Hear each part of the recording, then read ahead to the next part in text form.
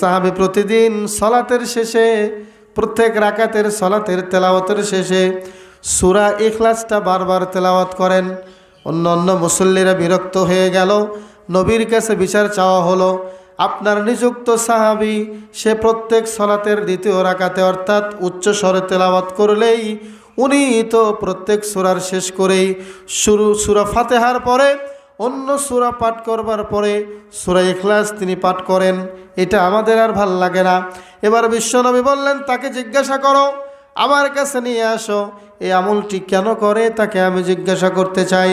বিশ্বনবীর কাছে নিয়ে আসা হলো, তাকে বলা হলো সূরা ইখলাস কেন প্রতিদিন পড়ো।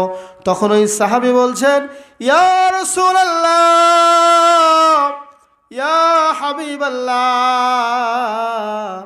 এই সূরাটি আল্লাহর সিফাতুর রহমান, রহমানের অনেক গুণাগুণ বর্ণনা করা হয়েছে।